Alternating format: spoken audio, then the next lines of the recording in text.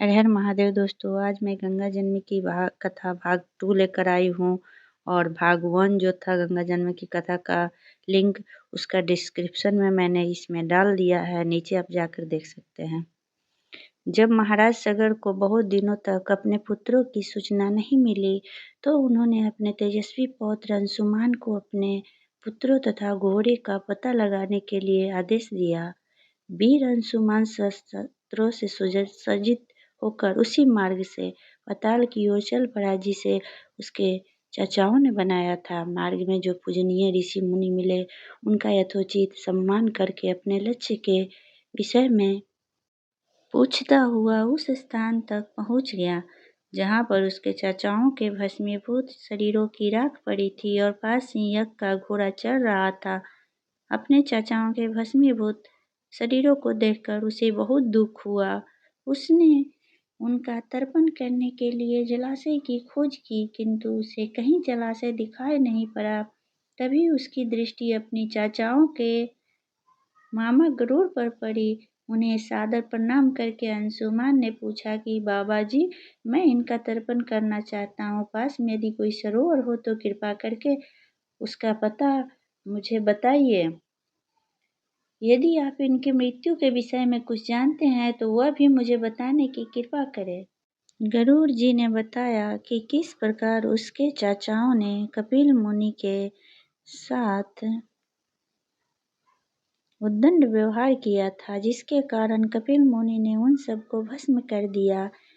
इसके पश्चात गरुड़ जी ने अंशुमान से कहा कि ये सब अलौकिक शक्ति वाले दिव्य पुरुष के द्वारा भस्म किए गए हैं, अतः लौकिक जल से तर्पण करने से इनका उद्धार नहीं होगा। केवल हिमालय की ज्येष्ठ पुत्री गंगा के जल से ही तर्पण करने पर इनका उद्धार संभव है। अब तुम घोड़े को लेकर वापस चले जाओ, जिससे कि तुम्हारे पितामह का यज्ञ पूर्ण हो सके।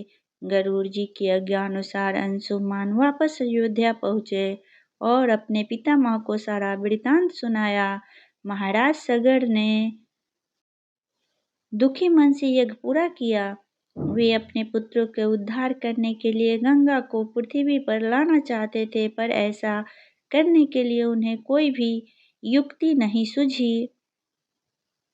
थोड़ा रुककर ऋषि विश्वामित्र कहा, महाराज सगर के देहांत के पश्चात अंशुमान बड़ी न्यायप्रियता के साथ शासन करने लगे। अंशुमान के परम प्रतापी पुत्र दिलीप हुए। दिलीप के वयस्क होने जाने पर अंशुमान दिलीप को राज्य का भार सौंपकर हिमालय की कंदराओं में जाकर गंगा को प्रसन्न करने के लिए तपस्या करने लगे, किंतु उन्हें सफलता वहीं प्राप्त नहीं हो पाई। राजा दिलीप का धर्मनिष्ठ पुत्र भगीरथ बड़ा हुआ तो उसे राज्य का भार सौंपकर दिलीप भी गंगा को पृथ्वी पर लाने के लिए तपस्या करने लगे, पर उन्हें भी मनोवांछित फल की प्राप्ति नहीं हुई। भागीरथ बड़े प्रजावत्सल नरेश थे, किंतु उनकी कोई संतान नहीं हुई। इस पर वे अपने राज्य का भार मंत्रियों को सौंपकर स्वयं गंगा अवतरण के लिए गोकर्ण नामक तीर्थ पर जाकर कठोर तपस्या करने लगे। उनकी अभूतपूर्व तपस्या से प्रसन्न होकर ब्रह्मा जी ने उन्हें वर मांगने के लिए कहा। भागीरथ ने ब्रह्मा जी से कहा कि हे प्रभु, यदि आप मुझ पर प्रसन्न हैं तो मुझे यह वर दीजिए कि सगर के पुत्रों को मेरे प्रयत्नों से गंगाजल का प्राप्ति हो, जिससे उनका उद्धार हो सके। इसके अतिरिक्त मुझे संतान प्राप्ति का भी वर दीजिए ताकि इक्ष्वाकु वंश नष्ट न हो। ब्रह्मा जी ने कहा कि संतान का तेरा मनोरथ शीघ्र ही पूर्ण होगा, किंतु तुम्हारे मांगे गए प्रथम वरदान को देने में कठिनाई यह है कि जब गंगा जी वेग के साथ पृथ्वी पर अवतरित होंगी तो उनके वेग को पृथ्वी संभाल नहीं सकेगी।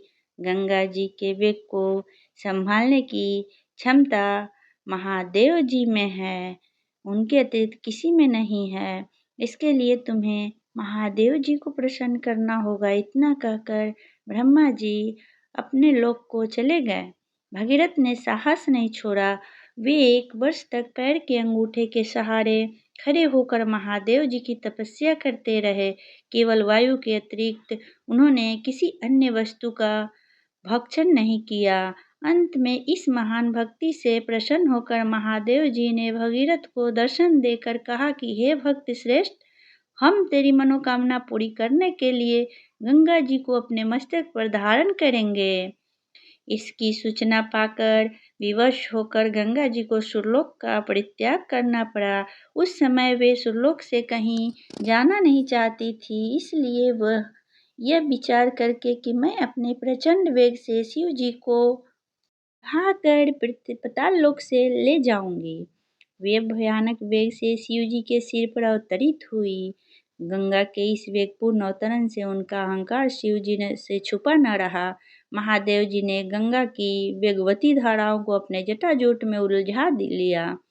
गंगा जी अपने समस्त प्रयत्नों के बाद भी महादेव जी के जटाओं से बाहर न निकल सकी।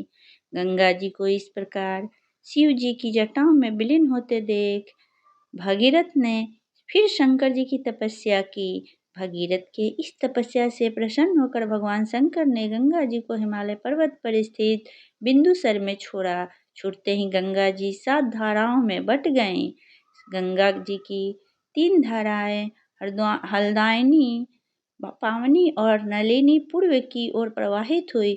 सुचक्षु, सीता और सिंधु का नाम की 3 धाराएं पश्चिमी की ओर बही और 7वीं धारा महाराज भगीरथ के पीछे पीछे चली। जिधर जिधर भगीरथ जाते थे उधर उधर ही गंगा जी जाती थी। स्थान स्थान पर देव, यक्ष, किन्नर, ऋषि मुनि आदि उनके स्वागत के लिए एकत्रित हो रहे थे।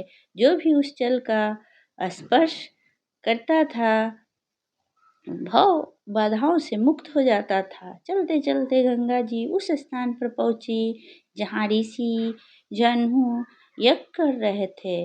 गंगा जी अपने वेग से उनके यज्ञशाला को संपूर्ण सामग्री के साथ बहाकर ले जाने लगी। इससे ऋषि को बहुत क्रोध आया और उन्होंने क्रुद्ध होकर गंगा का सारा जल पी लिया। यह देखकर समस्त ऋषि मुनियों को बड़ा विस्मय हुआ और वे गंगा जी को मुक्त करने के लिए उनकी स्तुति करने लगे। उनकी स्तुति से प्रसन्न होकर जाह्नवी ऋषि ने गंगा जी को अपने कानों से निकाल दिया और उन्हें अपनी पुत्री के रूप में स्वीकार कर लिया। तब से गंगा जी का जाह्नवी कहलाने लगी।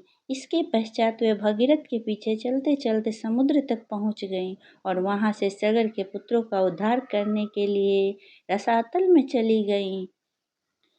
उनके जल के स्पर्श से भस्मीभूत हुए सगर के पुत्र निष्पाप होकर स्वर्ग गए। उस दिन से गंगा के 3 नाम हुए, त्रिपथगा, जाह्नवी और भगीरथी। तो बोलिए हर हर गंगे।